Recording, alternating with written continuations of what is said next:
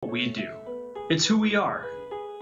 It's found in every area of our organizations: customer service, power supply, and distribution. As public power sister organizations, we share common goals and aspirations. And when we band together, we are better. We have the power to think about challenges globally, plan regionally, and act locally. Because the electric industry is changing. It's changing the relationships we have inside our organizations and the relationships we have with our customers. New laws like SB 100 are setting ambitious goals and are directing electric utilities to use more and more renewable power sources and reduce carbon emissions. These changes are bigger and are more profound than any one of our organizations can handle on its own. That's why we need to come together at the 2019 SCPPA Annual Conference. Encourage innovation within your organization through sessions designed to inspire collaboration between all facets of your organization. Hear from a panel of experts on important utility topics like the challenge of reaching 100% clean energy. See how to use new technologies to become a smart city and adapt to the modern customer. Discover what innovative things utilities are doing to move the needle on transportation electrification. Swap ideas, share expertise, and gain resources to help you think big for your organization. Get started on small changes you can make now to help your utility evolve as you craft the future for your organization, your customer, and your community.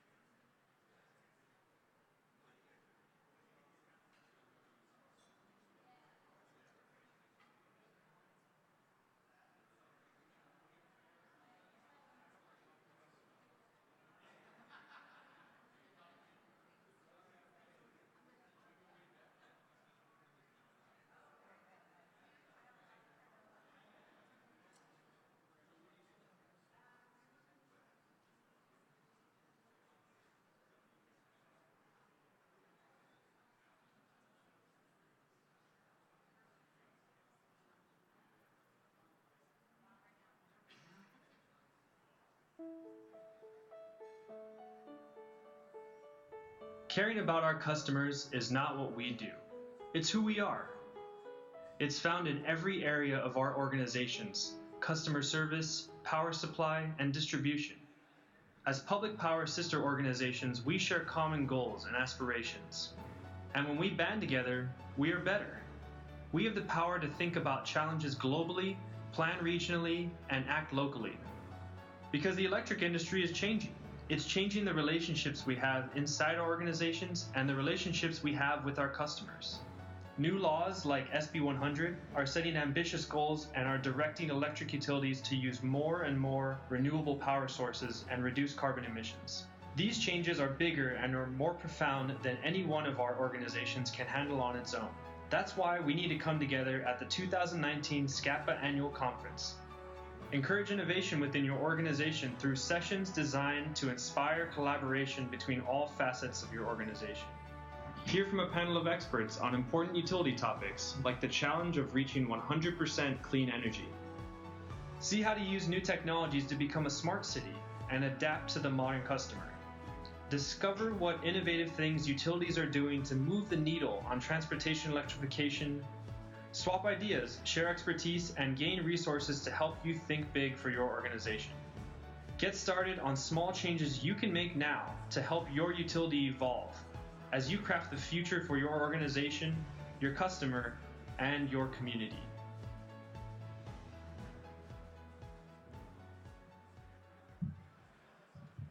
Good morning, SCPPA. Good morning. Anybody out there? Good morning. Thank you, Tom. Please grab your seats. My name is Mike Webster. I'm honored to be the Executive Director of SCPPA. And I know it's not quite 8 o'clock yet, but we want to get a start right at 8. But we do have a few housekeeping items. So if you guys could take your seats, and let me go over the housekeeping items. Okay, first, in the event of an emergency, locate your exits, which are everywhere. Okay? So, now, if there is an emergency, we're going to gather out these doors in the back and go out to the parking lot. All right? So go out, turn right. That is the gathering point if we need to evacuate the building. Fire extinguishers. So there's a fire extinguisher out that exit to the left. There's a fire extinguisher out this exit just to the right. Okay? So make sure you know where those are.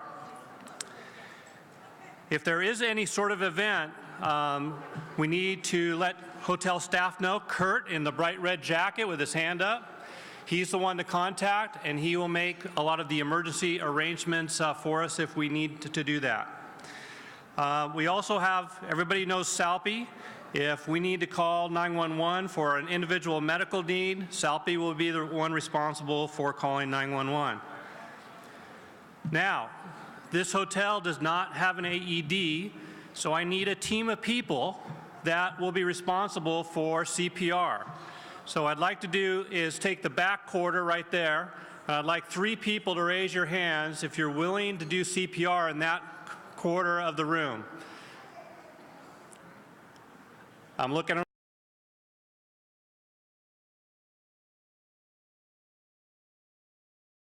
Your best friends today, take care of them because they're going to be doing CPR if necessary. And this is very important because a lot of times when something happens, everyone stands around, but we want people to be able to respond. So in this back corner of the room, I need 3 people that are willing to do CPR. Please raise your hands. 1, 2, 3. Right behind you. Okay? Help out though, please. So those are your best friends. In the first quarter of the room, who's willing to do CPR?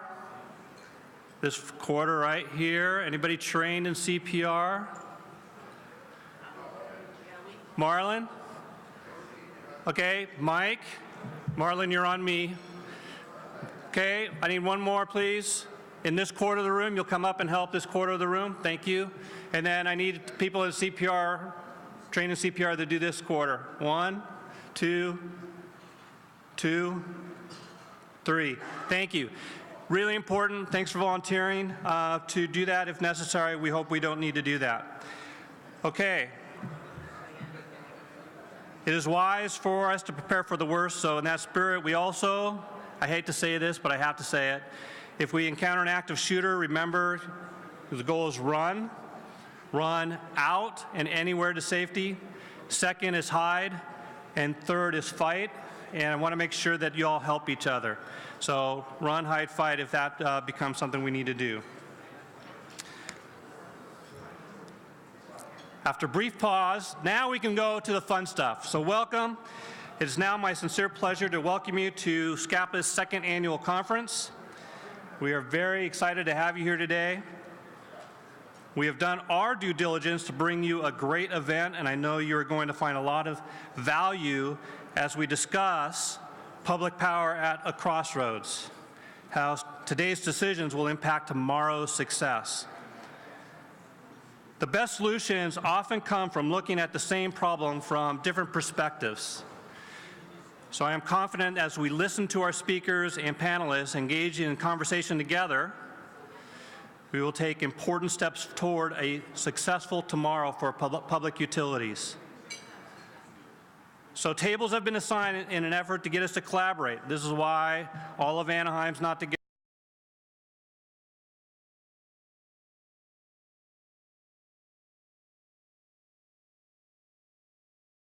You may be having a finance person with an engineer, with an operations person. We think that level of collaboration is critically important. So we believe at SCPPA that we are better together.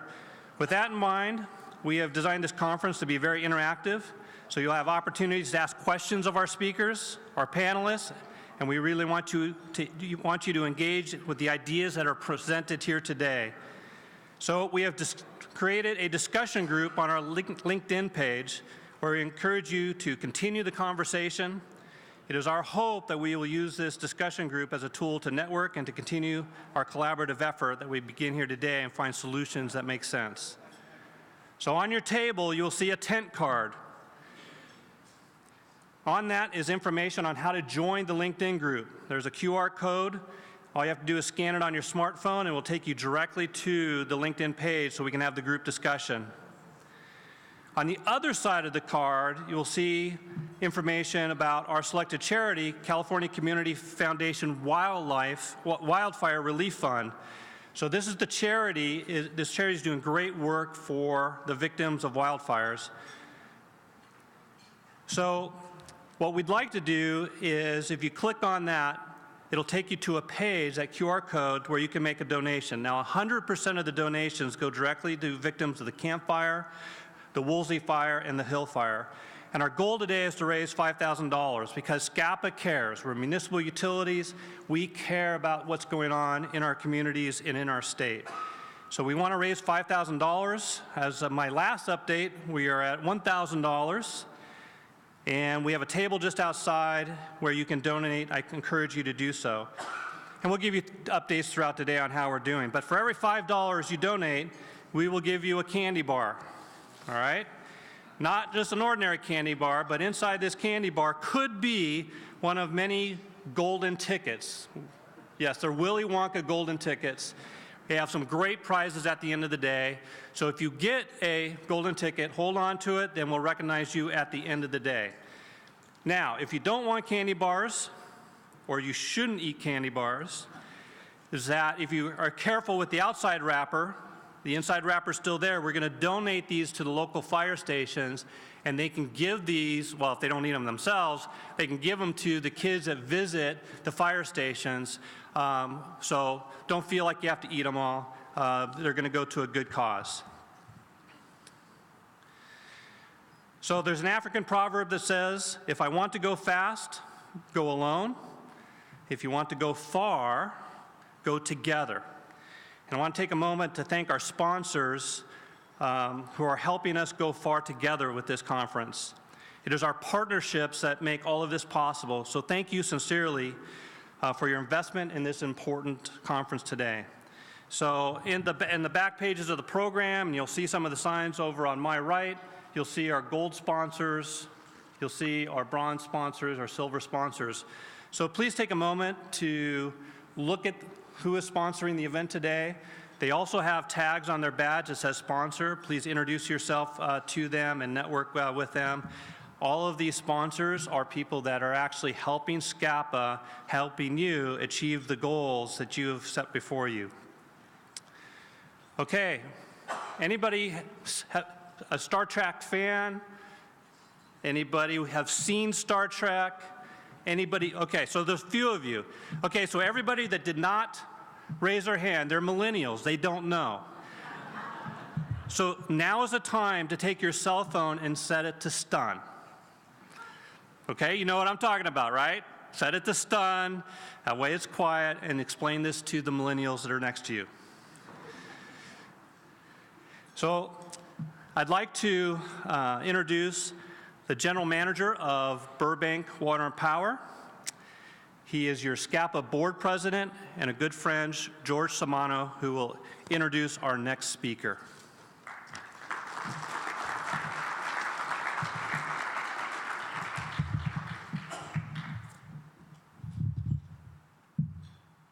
Thank you, Mike.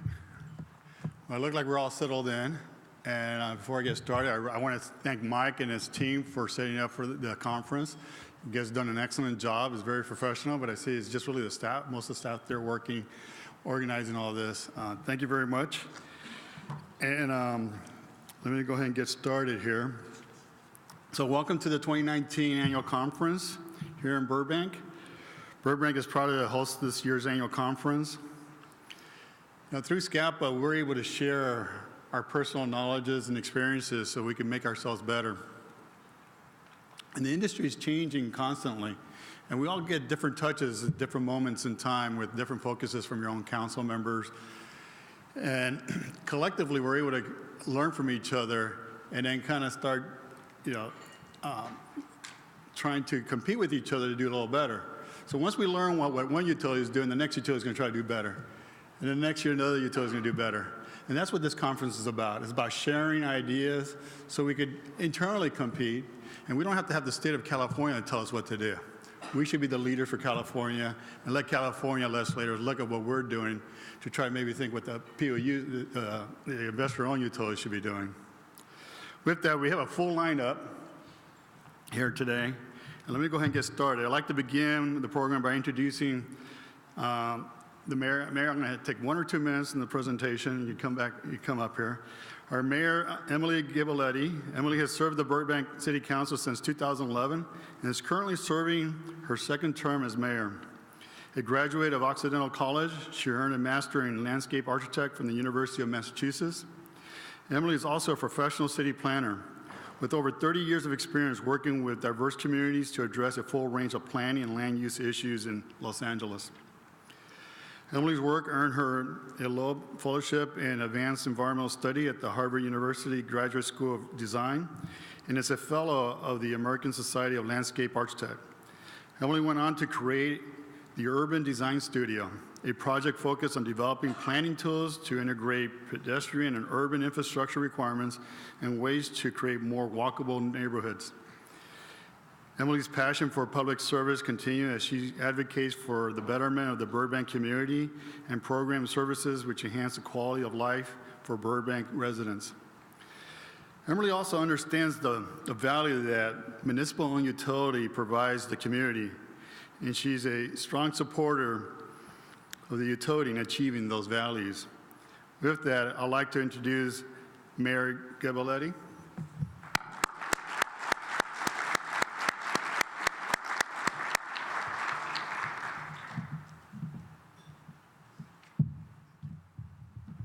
Thank you, George, and thank you, Mike, and good morning, everyone. So I want to divert from my notes for just a moment and say that about 4 months ago when we were debating the IRP at City Council, we'd gotten in a discussion with the power side of our utility about being carbon neutral in our city. And while this is not a 5-0 vote from our council, remember it takes 3 votes to get something done, the vice mayor and I spent a great deal of time talking with George and Lincoln Blevins about how we express an aspiration in our community, which is pushing us towards doing something about climate change. And the great dedication that our employees have on the electrical side to do exactly what we want. So we had a great discussion about what's the difference between having a policy and an aspiration and what is a command, because BWP takes the council direction very seriously. We agreed, and our council agreed, and we all agreed that our aspiration for our utility is to be greenhouse gas free by 2040. We know that the technology is not completely changed yet, but we think that by pushing our staff and working with utilities that we can help be that leading edge that causes the technology to change even more rapidly. So with a practical attitude, but a heartfelt aspiration, our whole council agreed to this. We are now on that track. And when the IRP circles back again for future councils, I fully expect, as I'm sure you expect in your own power agencies, to have made significant progress towards what seems to be a leading issue of our time. Now, back to my speech. On behalf of my colleagues at the City Council of Burbank, I want to welcome you to the City of Burbank. Events such as these bring together an extraordinary array of men and women with a broad range of expertise, from long-time experience to just graduating and being on the cutting edge of new technology. You have that opportunity today to do all of that kind of networking that really makes the whole greater than the sum of the parts. We in our utility have a team of similarly placed individuals who are customer service, technology-based, financially focused, looking for new kinds of innovations to move power consumption and power generation forward. We also know the value here in Burbank, as you know with your own cities, that our utility, Burbank Water and Power, brings our community things that would not otherwise be possible. As George knows, I've been a consistent supporter of the utility because I just think utilities are where it's at going forward. You know, the electrical industry has changed a great deal in the last decades, and the issue of clean energy, as I said in the beginning, building smart cities and transportation electrification are constantly changing. Getting power lines has become a very tough thing to do, but taking advantage of what you have and finding new ways to expand the availability of space on those lines is consistently a good thing to be aiming for. Our city is very proud to host the conference today. Burbank is known as the media capital of the world, and if you haven't been here before, it's the corporation headquarters of Walt Disney. It is Warner Brothers Studios, the Burbank Studios, Nickelodeon, Cartoon Network, and hundreds of pre- and post-production shops scattered throughout the city of Burbank. We have our own local regional airport, and I hope some of you were able to fly in this morning. Lots of shopping, good restaurants. Again, I want to thank all of you today for coming to the City of Burbank for this very important conference. I want you to enjoy your day, enjoy the Southern California rain. In fact, I was very excited. I've been excited all season to see that rain. How many are also water authorities that are here today combined? Are you all water and power? Yeah, isn't it great to see the rain? Thank you for being here at this very exciting event, a cutting-edge event, and I hope you enjoy the conference and your visit to our beautiful city, Burbank. Thank you.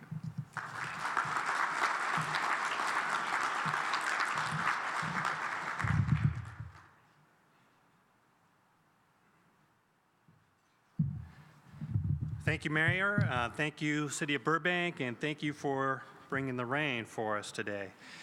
So, what makes SCPPA successful is we work together, we help each other, and really, we are a family. We are the SCPPA family. And I'd like to do one big family selfie. And I learned how to use this last night without the aid of a millennial, by the way. And I'm very proud of myself. So let's see if I can actually do my first selfie with a selfie stick. And we're going to put this on our social media. It'll be great.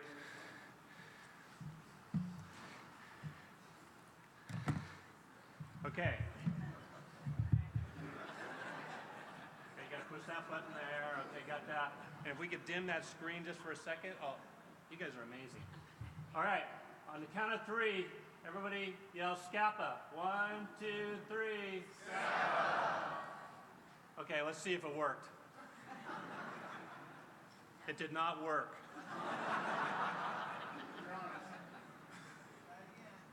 Okay, we gotta try it again. And if it doesn't work, maybe the batteries are dead. I'm gonna blame it on batteries. Okay. Yeah, is there a 5-year-old out there, please? Okay, gonna try it again. 1, 2, 3. SCPPA. And that worked. Yay! Yay for Mike. All right, Katie, you can figure out how to get this off my phone and send it to social media because I've never done that. All right. So what we also want to do is take a few minutes to introduce ourselves with our table mates. We're going to be working together today. So we'd like you to select a table captain. There's a package in front of you on instructions. There's also an instruction card that looks like this. So the first one that touches it, you're the table captain.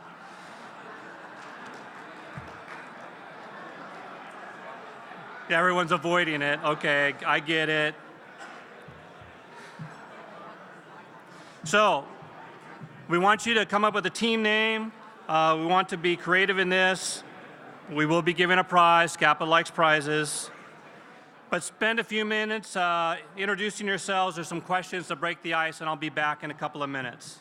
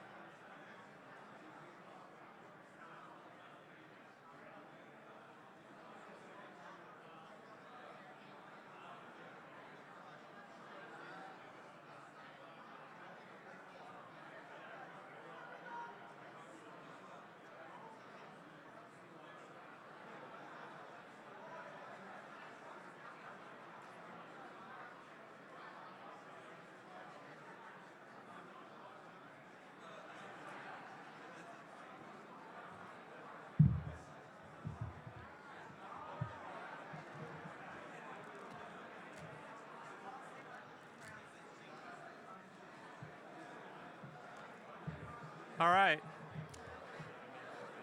Have you gone through the discussions pretty well? All right. So I'm going to ask you a question here. Who had the most unique vacation? So table captains, just shout out some super unique vacations, like elephant care in Thailand or something like that. And can't hear you. I don't want to hear a couple. Just raise your hand, shout it out. Most unique vacations out there. Most unique, most unique. Tracy. Egypt? Egypt and? Israel and Jordan? All right, that's cool. Normandy? I want to go there. That sounds really, really fun. Okay. The vacation was sleeping until 7:15. Wow, you know how to really relax. Okay. Bali? Was that yours? All right. Great vacations. Utility guys, gals, we know how to vacation. And what's the most unique animal? We had an eagle, we had a horse, we had a dog. Sea turtle, that's cool. A llama. Anybody else? Okay. Thanks for sharing. I hope throughout the day you'll make friends and connections, because these connections will pay off down the road. So, I want to talk a little bit about SCPPA, where we've been and where we're going.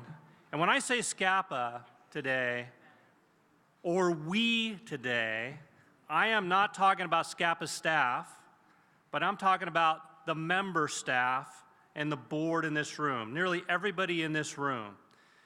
And we work with our partners to bring tangible value to our members. So let's briefly look back over the last year and recognize the value that you created for the benefit of your customers. So remember, when I say we, we're talking about all of us. We now manage 40 projects. So last year we added 4 new projects in solar, geothermal, and biomass. And next year it's going to be many, many more projects. We evaluated over 140 renewable energy proposals. We completed a contract for a 70-megawatt solar project. We completed the Southern Transmission System refunding, which saved members $4.6 million. We suspended the Magnolia Power Plant variable swaps to lock in savings of $2.6 million. We added 5 new service contracts and now are administering 64 agreements in energy efficiency, demand response, electric transportation, a whole host of programs that you utilize to deploy them for your customers.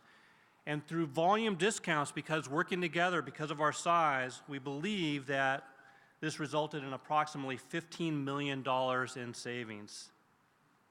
We advocated in Sacramento and Washington to develop, hopefully, more reasonable legislation and regulation so that you can continue to offer cost-effective energy to your customers. And we are working to train your workforce to be effective in planning and delivering on power projects and programs. And most importantly, especially most importantly for today, we've collaborated through a variety of working groups to discuss best practices, innovative ideas, to provide high reliability, clean energy, and lower the cost to your customers. And it's through this active participation in the working groups that created these benefits. And in your packets that you receive, there's a value of SCPPA brochure. So as you have the opportunity, you'll have the information to share on how you've created value for your customers by working together. So while it's important to celebrate the past, we should not dwell there, and we need to look forward. The SCPPA board and staff have been working on a new strategic plan, and while we're not ready to reveal the detailed plan as there's much more work to do on it, I did want to characterize the discussion and get you thinking about where we're headed together in a collective manner. So we're working on a vision statement that succinctly describes our aspirations, where we want to be in the future. So the discussion focused in 4 areas. SCPPA, all of us, works together to create more value than we can achieve as individual utilities. And we work together to provide cost-effective power and related programs. We work together to prepare for the future and to meet the challenges before us. And we work together to support viable and sustainable communities. So for you word jockeys, boil that down to 10 words or less. Okay, I just lost all the attorneys in the room, right? They're all scribbling away. It's a challenge for them. And what we do to achieve that is our mission, which is printed in our program. SCPPA provides value-added services, joint procurement, and collaborative advocacy to enhance operational efficiencies and increase savings for its members. Now, we're tweaking that a little bit, but that will be the fundamental mission statement when we're done in July. And our values give us the direction on how to carry out the mission. Now, the words that the board used sound a little like the Scout law and oath. We act with integrity, honesty, and fairness. We are credible and respected source of knowledge. We are nimble and responsive problem solvers. We are fiscally responsible and seek cost-effective solutions. We foster an environment of accountability and transparency. And the last couple are very pertinent for today as well. We plan for a sustainable future for public utilities through innovation and collaboration. So the vision, mission, and values drive us to our strategic priorities and ultimately the goals that we set. So one strategic priority is preparing for emergency industry challenges. So much is coming at us from Sacramento, from our customers, from new technology. It is hard to keep up. But SCPPA needs to stay dedicated to learning, sharing best practices, and formulating strategies together. Another priority, decarbonize our utilities and communities. Through joint projects in renewable energy, energy storage, energy efficiency, demand response, electric transportation, building electrification, together we can move faster and more cost effectively. The third priority, effectively manage our financial and physical assets. We need to continue to bring our A game when it comes to financing and refinancing opportunities. With $3 billion in debt and more likely required, it's an area that we can save millions of dollars for our members. Also, we need to look for creative projects like an energy prepay that's going to save members money. And the same goes to paying attention and managing our joint projects, our joint power purchase agreements, so that members are achieving maximum benefit. Another priority, increased professionalism, transparency, and communication, and overall effectiveness. SCPPA and its working groups need to be well-oiled and well-managed machines so that we are doing things well. We need to have a culture of continuous improvement, and we need to be accountable to the board and the communities we serve. And we need to effectively advocate for legislative and regulatory matters to emphasize the unique needs of our communities, because we're not all alike, and we have specific needs that we need to serve. So those are the 5 priorities. I'm going to come back to those, and I'll have you write them down in a second. So since the movie The Hunger Games, anybody see The Hunger Games, know what I'm talking about? Anybody have daughters, right? So I have a daughter. Archery has been a core part of our household since that movie came out. My daughter's Girl Scout Gold Award, that's equivalent to Eagle Scout for girls, project was to build an archery range at a historic camp up in the San Gabriel Mountains, one that she had to hike 5 miles to. So it was really kind of a neat thing. She has her own personal archery range, so I thought this story about archery was appropriate for me to tell. So it's a parable. So a renowned expert archer was walking through the kingdom on his way to the castle.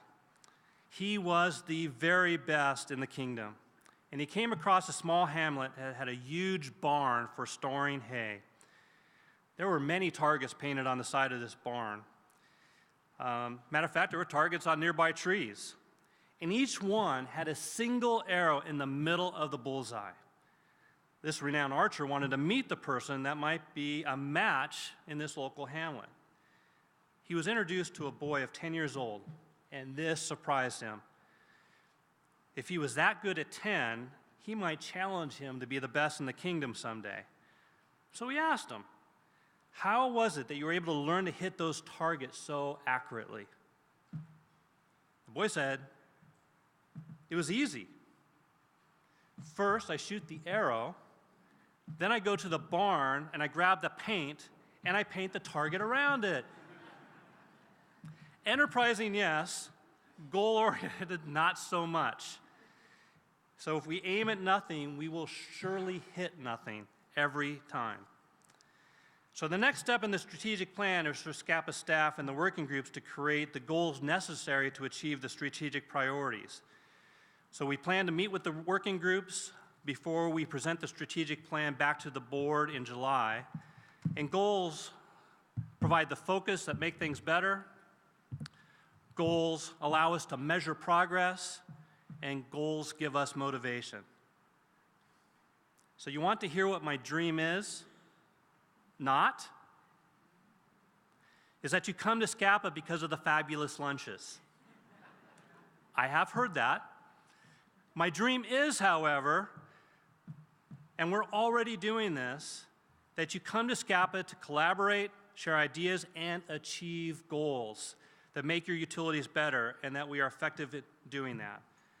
So today will be a great day to think about the strategic priorities and the necessary goals to prepare for the future. So in summary, I'm going to go over the strategic priorities, write these down, let it sit in the back of your mind today, and as we proceed with the conference, jot the goals down that you think of. Share them with your table, share them with SCPPA staff, but this is how we're going to develop together a direction, a target, and then we're going to aim for that target. So, prepare for emerging industry challenges and opportunities, decarbonize, manage financial and physical assets, increase our professionalism, transparency, communication, overall effectiveness, and increase advocacy.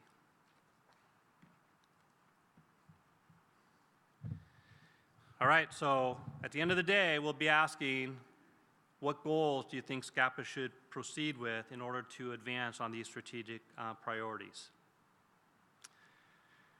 So, let's get on with the program today. By the way, does anybody have any questions that you want to ask? You can ask me anything. I may not answer it, but you can ask. All right, let's get on with the program. I would like to introduce Randy Howard. Now, Randy has a tremendous bio in your program. I encourage you to read that, and we have extensive bios for each speaker. So as the speakers come up, you can look at that. We're going to be giving a little bit shorter bios today, but Randy is a friend. I've worked with Randy for decades. He's the general manager of what I would call our sister agency, the Northern California Power Agency. He has vast management and technical experience. He's a fellow Scoutmaster and can recite the Scout Oath and the Law. I put that in there just for you, Randy. He has a family of avid snow skiers. He has raised 3 boys. One is a project manager, one is an engineer, and maybe one is a budding environmental scientist. He has the makings of the Howard consulting firm, I can see. He is married to Lisa, who is tremendously outgoing, has a tremendous zest for life. Many know Randy as, hey, you're Lisa's husband, right? And so Randy is incredibly busy. And I would like to personally thank him for preparing for traveling to this conference and our annual meeting today. He will be discussing the unprecedented challenges impacting our industry and just how municipal utilities and customers might respond. So please give Randy a warm welcome.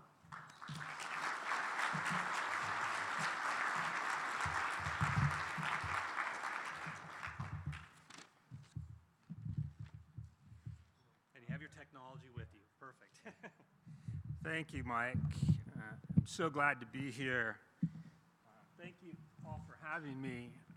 As it usually happens, you know, when you travel someplace to speak, you know, either technology fails or, as it happened this morning, and I think my SCPPA Sacramento team, as we were all kind of together coming off the plane, I left all my speaking notes on the plane.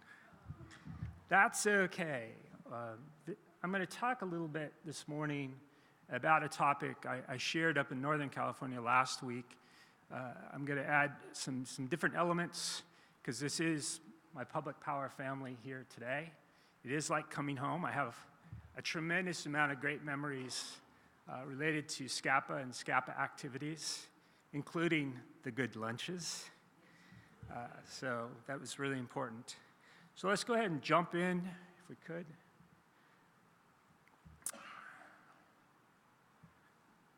So where do I aim it? No? There we go. Maybe? We're really going to have technology issues. There we go. Just a quick overview of NCPA. As Mike pointed out, it really is kind of the sister agency of SCPPA in the north. We do things a little different up there. NCPA has 16 members. We serve about 750,000 meters with those 16 members. We have a 24/7 control room, so we actually operate a lot of projects. We own on behalf of the members, so we operate them on their behalf. We have a number of smaller members, so it's a little different than the way SCPPA was established. Also, my governing board is all elected officials, so it's a little different than the governing board related to SCPPA. As well, we serve a number of CCAs, so we support 3 Northern California community choice aggregators, and we provide some procurement support as well as scheduling support. And we also operate on behalf of a couple additional water utilities, some hydroelectric assets on their behalf. So that's a little background on NCPA. So let's start off. How do you survive an anaconda attack? This was in the Sacramento Bee a year ago, and I thought, wow, this is crazy. So I'm going to read what it said. How do you survive an anaconda attack? The following is from the U.S. Government Peace Corps Manual for its volunteers who work in the Amazon jungle. It tells us what to do in case an anaconda attacks you. So if you are attacked by an anaconda, do not run. The snake is faster than you are. Well, I can tell you I'd run, but it says, lie flat on the ground, put your arms tight against your side, and your legs tight against one another. Tuck your chin in. The snake will come and begin to nudge and climb over your body. Do not panic. Right? Okay. How many of you like snakes? After the snake has examined you, it will begin to swallow you from the feet and always from that end. Permit the snake to swallow your feet and ankles. Emphasized again, do not panic. Right? So the snake will now begin to suck your legs into its body. You must lie perfectly still. This will take a long time. When the snake has reached your knees, slowly and with as little movement as possible, reach down, take your knife, and very gently slide it into the side of the snake's mouth, between the edge of its mouth and your leg, then suddenly rip upwards, severing the snake's head. Now, be sure you have a knife. And then be sure it's sharp. So when I read this, I thought, this is a story about our industry right now, right? Do not panic. That's what I'm going to share a little bit this morning about a lot of the chaotic activities. Mike touched on a number of them. And in talking to Mike before this presentation on some of the topics today, I just wanted to open it by touching on some of these things and really highlight that everybody seems to be in a panic. Everybody seems to be, running as fast as they can in all kinds of directions. All right, so I'm going to touch on a number of challenges going on, and I'm going to get into them a little bit more, but as Mike mentioned on some of these, there's this increased emphasis on customer choice changes. So distributed energy, we now know in 2020, all new builds, right? All new builds have to have solar on them, incorporated in them. We're seeing more and more distributed energy technologies being deployed in our communities. Also, some of the technological changes. This transformation is amazing that's going on, whether it's establishing your AMI systems and all of the functionalities you can do to the smart metering, and will Google take some of our customers? Will they aggregate our loads? There's a lot of things going on, and legislature and the regulators are putting much more emphasis on customer choice changes. It's the CCA model. Now the CCAs are out there. Customers have a choice of who their provider is going to be in that case. We also have a lot of legislative and regulatory interest in procurement mandates. What's our mantra in public power? Local control. But some of the mandates, right? Biomass. Some folks in this room have an obligation. They have to buy so much biomass.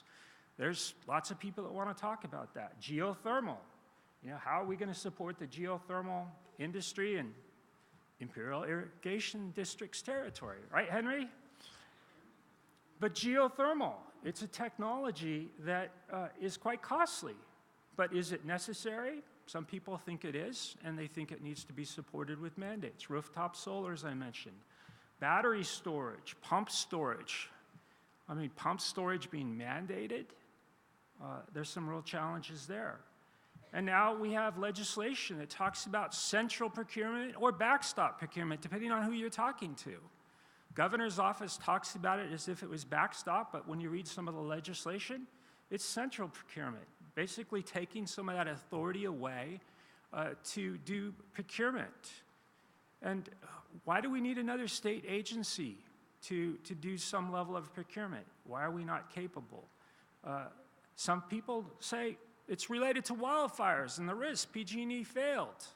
So therefore, because PG&E failed and there's credit issues and CCAs don't have enough credit, we need to have some other procurement entity moving in. Climate change, weather extremes. It's raining in Southern California this morning. Actually, I looked at the weather report. It's snowing in Mammoth. It's snowing tomorrow and this weekend. So next weekend, guess what I'm doing? I am a skier, and I love to ski, and I'm going skiing in Mammoth.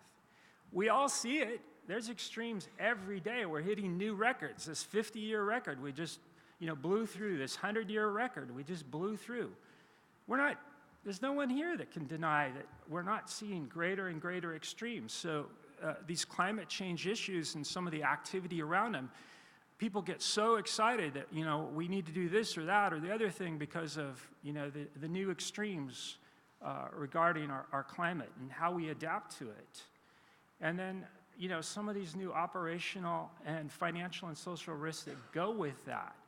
So a lot of people would like to think that the utility should take care of all elements of climate change.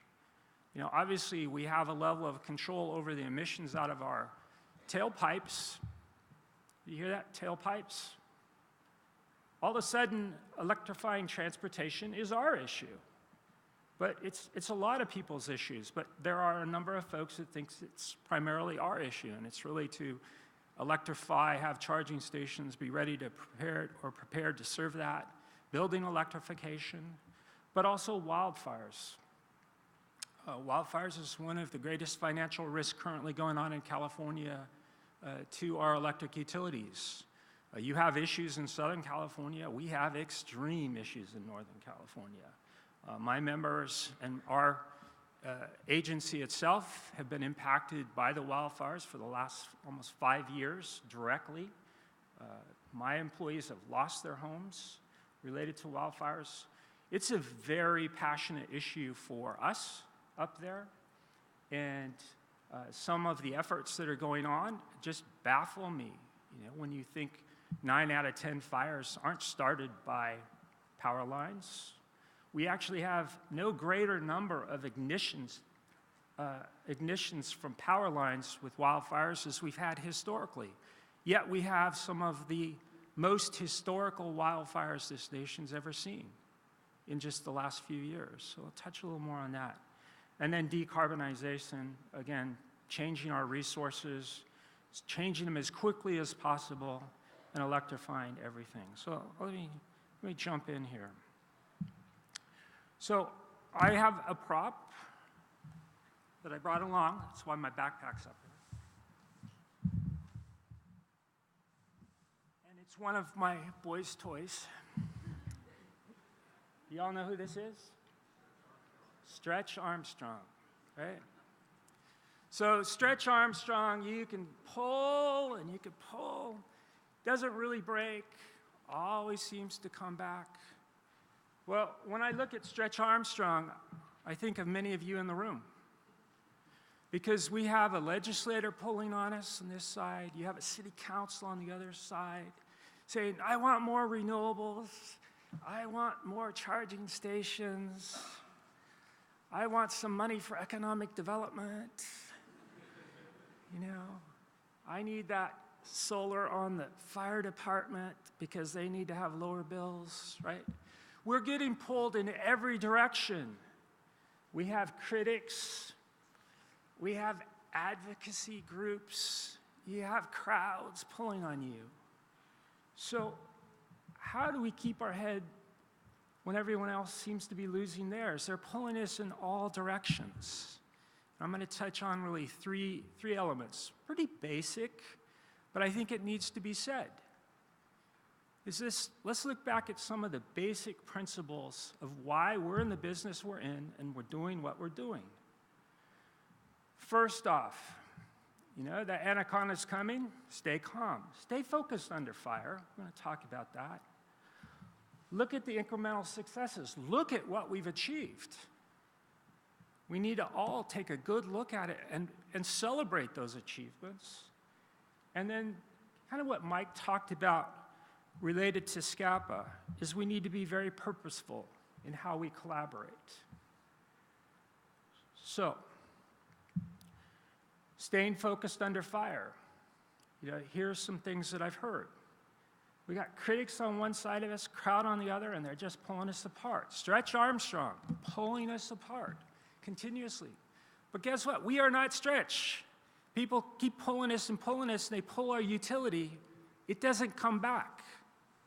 Damage is done. Things are already done. They've moved us to a different point. And the other thing in public power, more so than anywhere else right now, I'm seeing this disease to please. It's not a disease to lead, it's a disease to please. Everybody wants to seem to make everybody happy. But are we doing our job in doing that?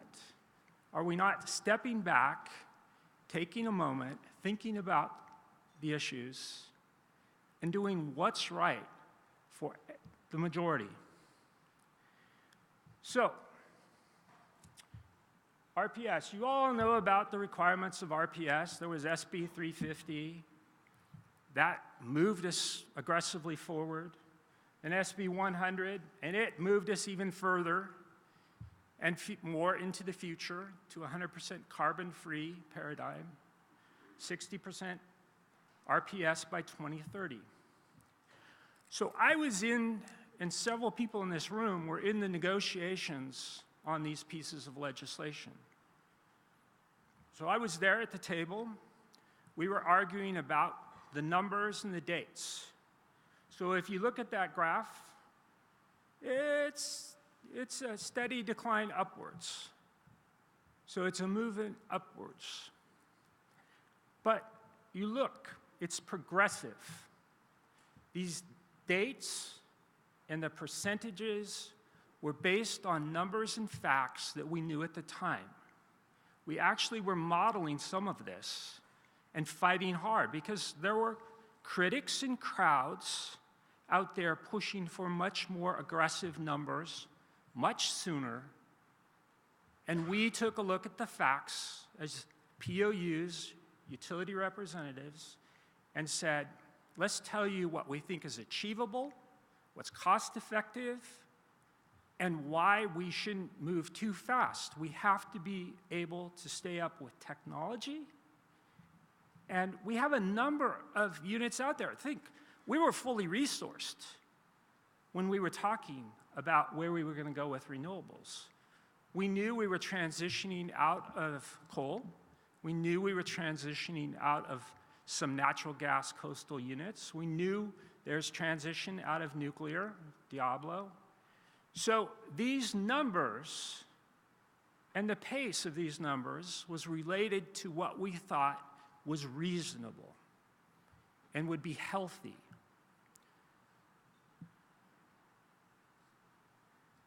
Again, steady increase, ramping up, a lot of success in that. But what are we seeing? And what are you seeing and hearing from your own city councils and from others, Sierra Club, other types of environmental organizations? We need to do more faster. So what's going on, and I have a number of my cities and communities that I serve at SCPPA that have adopted 100% programs well in advance of the goals of the state. So everybody's trying to charge ahead. Our community choice aggregators are trying to move aggressively towards renewables. But what's happening? We have one of the most chaotic markets going on right now in California that I've seen in a long time. And I'm very concerned because I'm concerned our utilities are being pulled apart and they're going to break. PG&E is a good example. Now they were behind some of it, obviously, but not all of it. Not all of it. So running ahead of some of these numbers, and I'm advising my members up there, be compliant, give yourself some margin. Don't race ahead of them because we're not ready yet. You're fully resourced. What are you having to do? You're having to idle a perfectly good asset, an asset maybe you still have a debt on. You're having to idle that asset so you can add some new renewables. But is that what's right for your ratepayers? Who knows Joey Chestnut? He's a world eater. Eater. Yeah. 74 hot dogs in under 10 minutes. Someone who wanted to be the best, right? Wanted to be out in front. Well, I'm feeling like some of the folks in this room in our utilities are trying to be Joey Chestnut, which it's good to be the best or the front leader, but really? A championship at eating hot dogs? I couldn't eat 74 hot dogs over a 24-hour period, let alone in 10 minutes. But this is one of the issues that I'm seeing. We have this mentality right now that we're not paying attention to some of the fundamentals. And I'm not saying that just because I'm an engineer, because engineers love to be methodical. And that's my lovely wife. She'll tell you that. And she just goes, all you do when you talk is go blah, blah, blah, blah, blah. I don't understand what any of it means.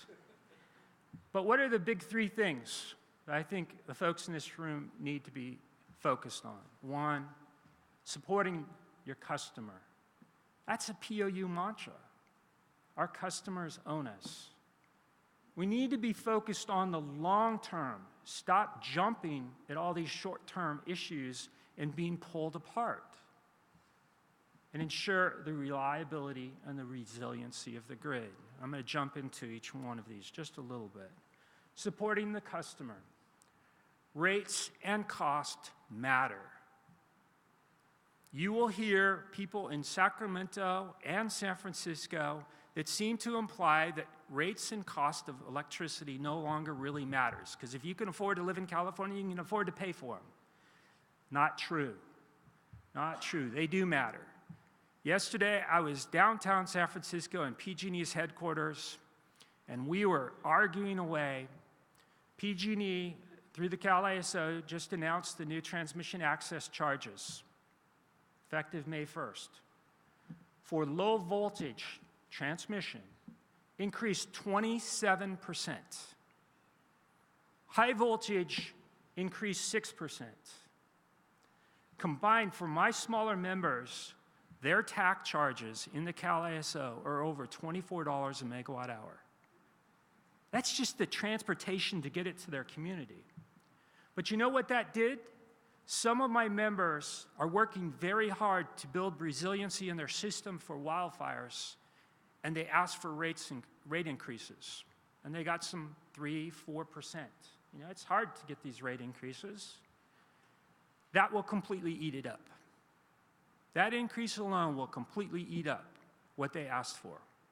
Now they have to look at, what am I going to cut on my system to support that transmission increase in cost? But rates matter. It's hurting our customers. I have elderly parents, fixed income, Social Security, and these costs are just driving them out of California.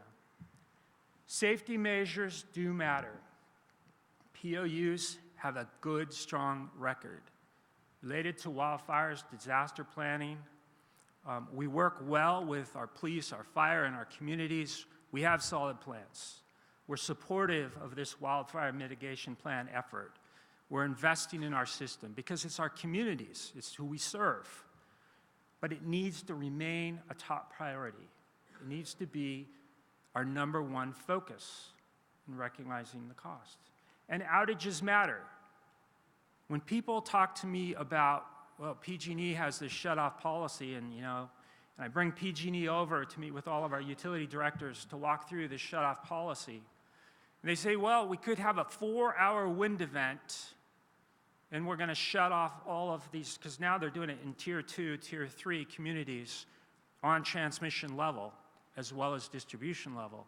And so I have a number of communities that reside within their service territory that might not be in a Tier 1, 2, or a Tier 2 or 3, it might be in a Tier 1, but the transmission that serves them goes through a Tier 2 or a Tier 3.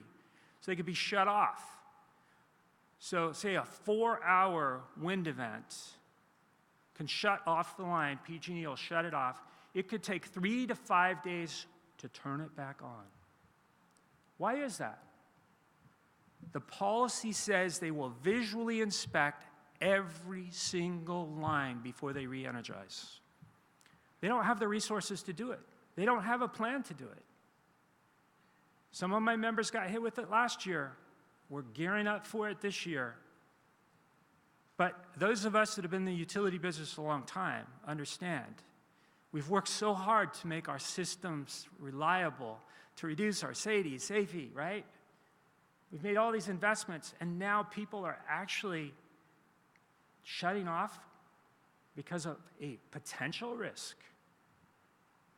Obviously, I don't want any utility to burn down or be responsible for, a fire that burns down a structure or we lose a life over. I don't want that. So we're supportive of what needs to happen for now, but it's a challenging policy. And we need to make sure that we're doing everything we can to get these, if we have to have a shutdown or shut off, that they're restored as quickly as possible. Investing in the long term. So your IRPs matter. What we're seeing is a lot of folks are bypassing their IRP. They spend all this time, effort, build this great IRP. It's robust. It meets the goals that they thought they had. And then the crowd starts making the noise, or the special interest starts making the noise. So we make an exception here, we make an exception there, and we're no longer staying focused on what we need to stay focused on for the long term of all of our ratepayers in our system.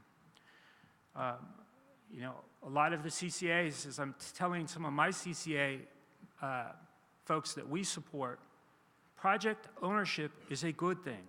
SCPPA started that model, I think, and it's served many of the members very well, at least to have the option if you're going to do a PPA.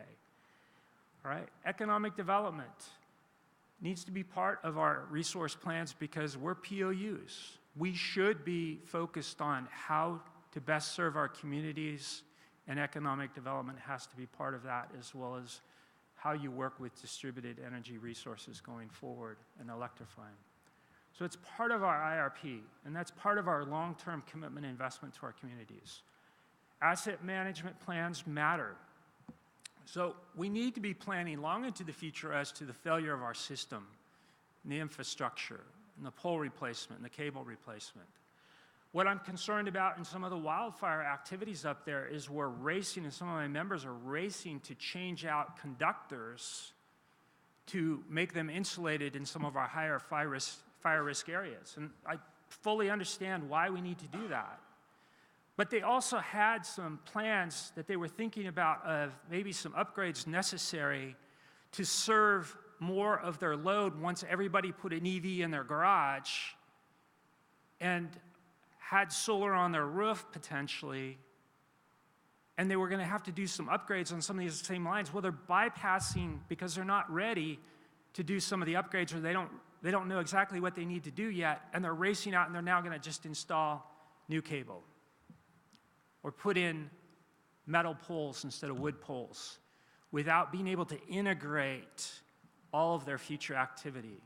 And I would just caution you, sometimes it's better to step back a little bit, take a little bit more time, try to integrate those programs. Similar to all of you know very well, you know, because you're the ones that have to dig up the street after they just paved it, because now you have to put in a line because somehow they didn't coordinate that activity with the electric utility or the water utility, right?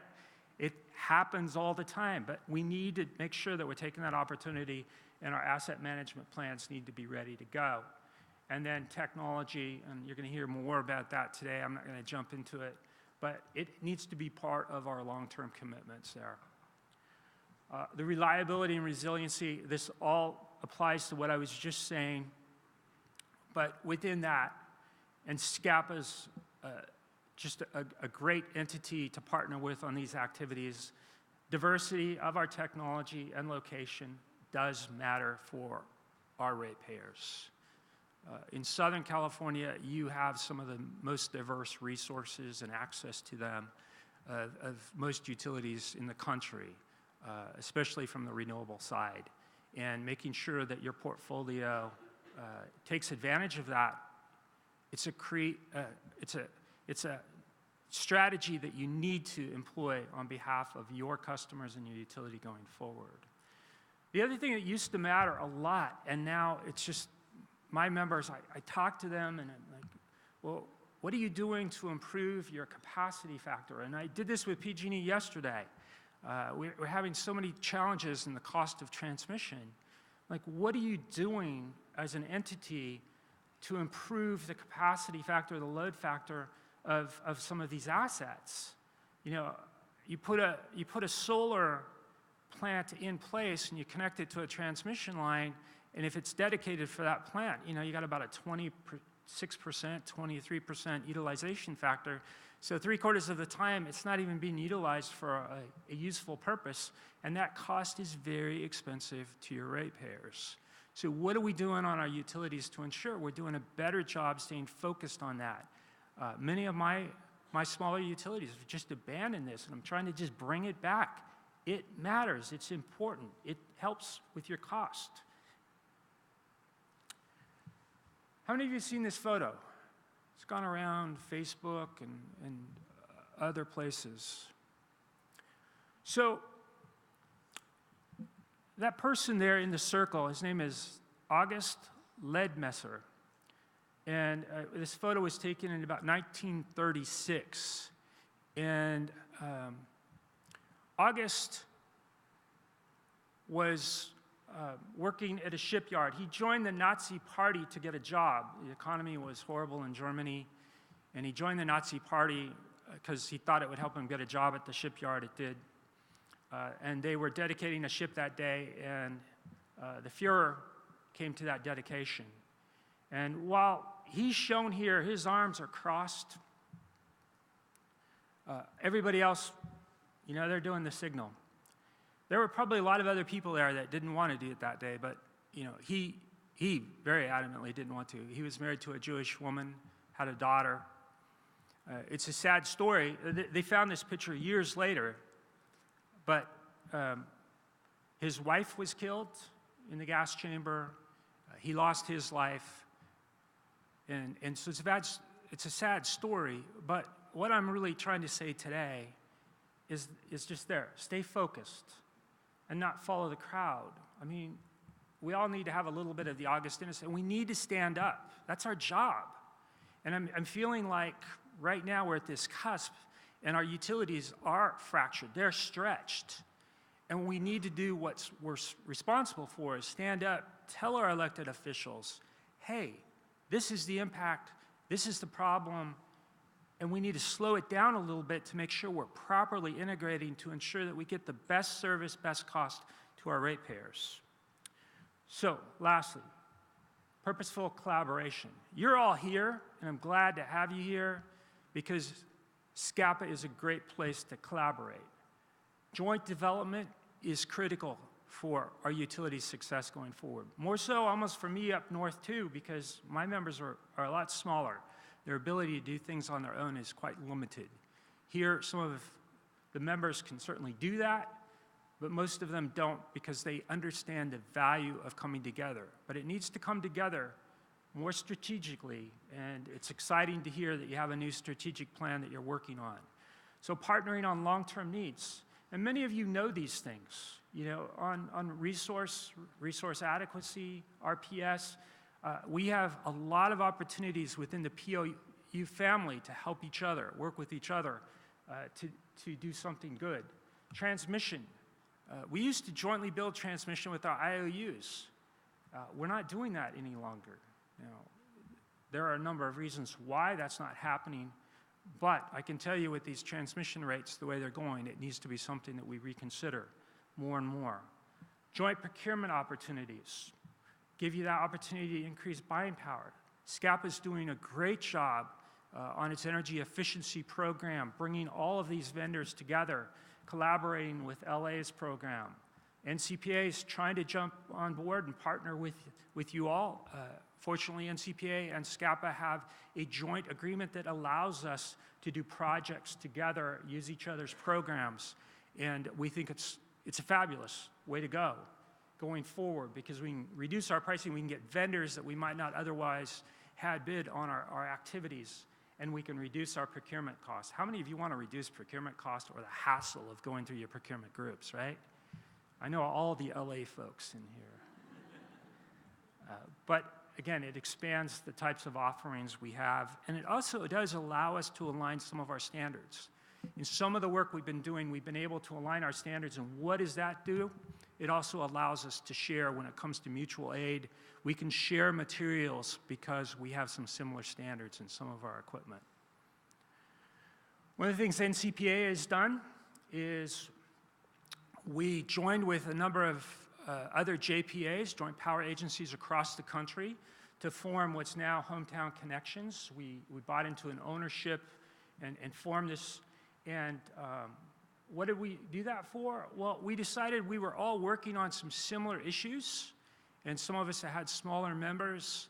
There were similar issues across the country, and we thought, just like you all come together here under SCPPA umbrella, we thought if we have another kind of higher level JPA that could work on some common things, that might add to, again, lower cost, more opportunity, and provide us some standards that we could trust and work together on going forward. So NCPA is one of them. I actually chair Hometown at this moment. It's a rotational element going forward. I'm going to We have a number of categories. We have a lot of vendors within the Hometown Connections as well. We have developed an AMI platform where we're deploying AMI systems, and we manage the cloud effort there as well as the meters for smaller members, and even mid-sized members are jumping on this because I know, coming from LA, what it takes for billing systems as well as deployments of AMI.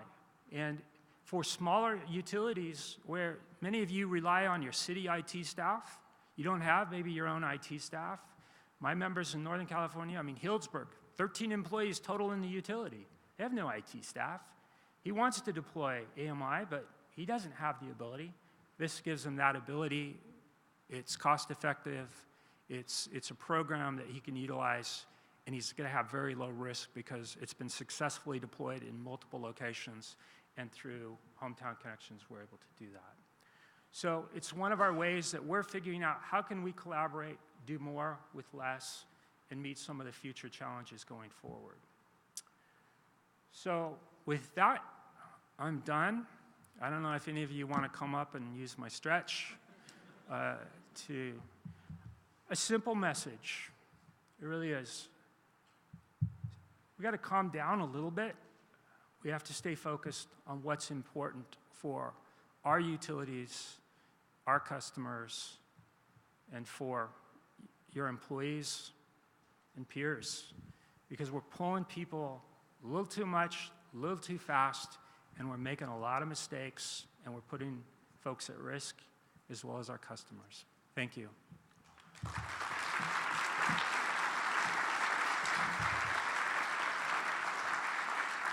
Okay, questions? I heard a voice. Is there a question? So Randy, how do we carry the message forward in Sacramento to explain that we need to stick to the basics when everybody is trying to be an anaconda, race faster than the other one? How do we get that message across? Well, I think you have a great legislative regulatory team. Call them all out. Not just that I flew down on them and they didn't tell me your notes are still there in front of us, but it really does take, it takes a lot of effort in this room. And again, it takes you to put the time into it.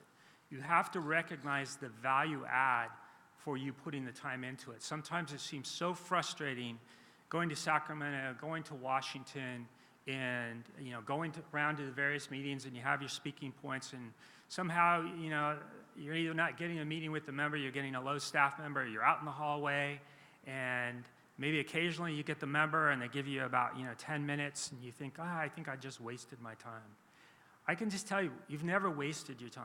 If you've been able to communicate your message, and you need to be able to follow up, you need to give clear examples on why that's the case, you need to bring factual information behind it, but you need to take the time. Now, I'm in a little different situation. Again, as I mentioned to you, I have an elected board, and many of my board members are actually the mayors of their communities, and they want to be my commissioner. So I just came back from Washington, D.C., and we took a big group of them back there. I had 5 mayors and council members. I had 8 council members, 5 mayors. And we briefed them, we shared with them some of the key issues. They went back there and carried that message so well, and it made such a difference on a number of issues. But it takes effort, and you have to properly prioritize it within what you're doing. Again, stretch, but it's key. Okay, questions. I know you have questions. And I need exercise, so I'm going to run around with this microphone. Yeah. And if you don't, it's okay too. There's somebody who likes snakes. No, just kidding. Hey, Randy. One of the things we're all facing is the wildfire issue, and there's a lot of talk on the wildfire funds. One of the things, is the coordination between CMUA, SCPPA, and SCPPA on how these funds are structured. I think voluntary participation is key to a lot of us in the room, but I'm not sure we do share that. And do you see that maybe being a north-south split, or maybe just your thoughts on the wildfire fund and how that could be I certainly developed? don't see that as a NorCal, Southern Cal split. NCPA is very opposed to a mandatory fund. We think having a high-risk fund is not a bad concept. But again, as POUs, it's something that we could do on our own. We don't need the state to tell us how to do it. We have that ability to do it. Many of us carry very large reserves for various reasons, and how we use those reserves. Sometimes we have some level of latitude over that. We think it should be an opt-in, though. For those that want it, they have that ability to participate. For those that do not, that should be perfectly fine, too. I'm encouraging my members, their primary and first focus needs to be make sure your system is as safe as it can be. And until you've completed that, don't add any additional money. If you're asking your ratepayers for money and there's only a limited pool of that ask, don't ask for money to put away in a reserve. I mean, if we can prevent it from ever happening, we don't have to worry about having funds to pay out in the back end. So a perfect example is the city of Reading. Had that massive fire, the car fire, had nothing to do with the utility.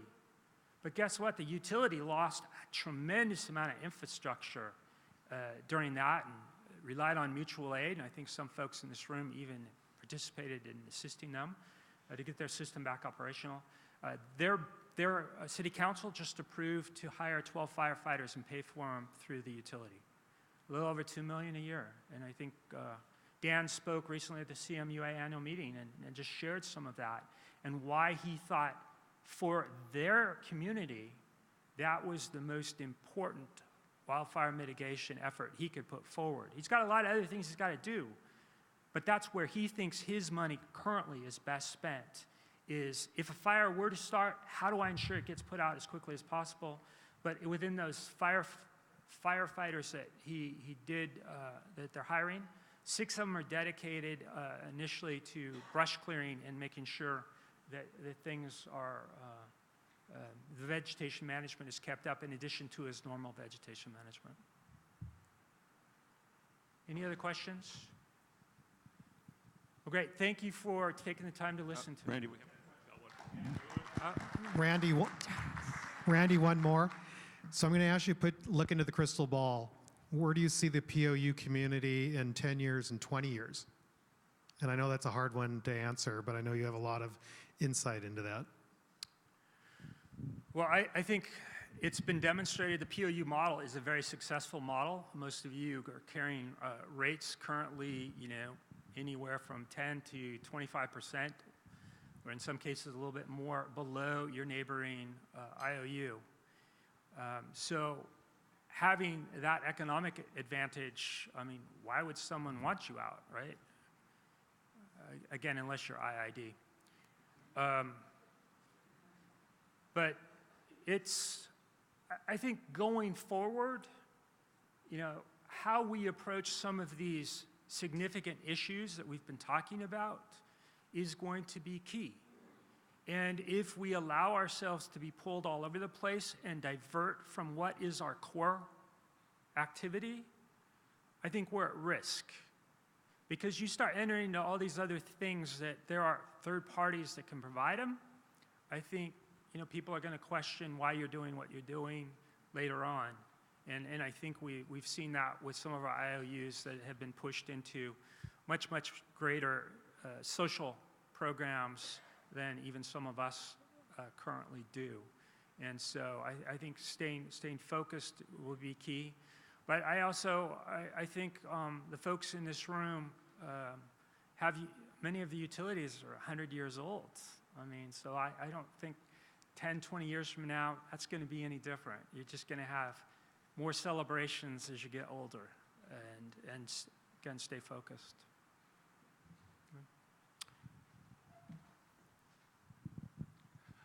Good morning, Randy. Good morning.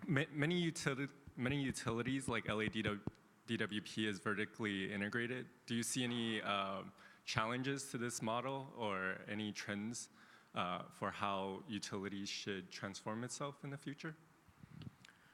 So probably a couple trends that I do see, and LA is already moving towards the energy imbalance market. SMUD's now in, Roseville, Redding are looking to join. Turlock Irrigation District just announced. Again, we're waiting for IID to make their announcement. Henry just shakes his head.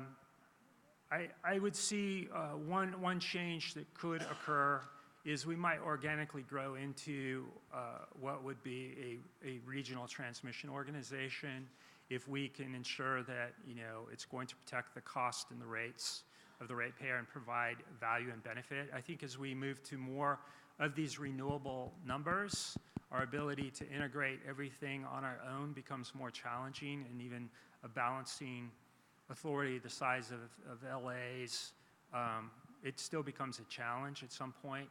So that might be one change that I do see coming up that would be a little bit different, but otherwise, I think the vertical model remains somewhat in place. If you think about it, our community choice aggregators are really a POU in one form or another, just providing right now the generation and the resource without doing the rest of the wires. But even, you know, San Francisco is now, you know, going to make a pitch for several $1 billion to buy, you know, their wires business from PG&E. We're seeing that.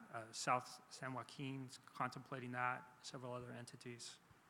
So I think it's a model that will stick. Again, thank you. Thank you, Randy. I think we should actually take your presentation, shrink it to 3 minutes, and put it on social media for Sacramento folks. Maybe we can relate that way. So for those that have tried to request LinkedIn so you can be part of the discussion group, all of your requests are approved, so now you can try back and you'll be able to get into the discussion group. And so we now have a break. We are going to be starting at 9:45 sharp in this room, so don't be late. We have a tremendous panel planned for you at 9:45. All right, thank you.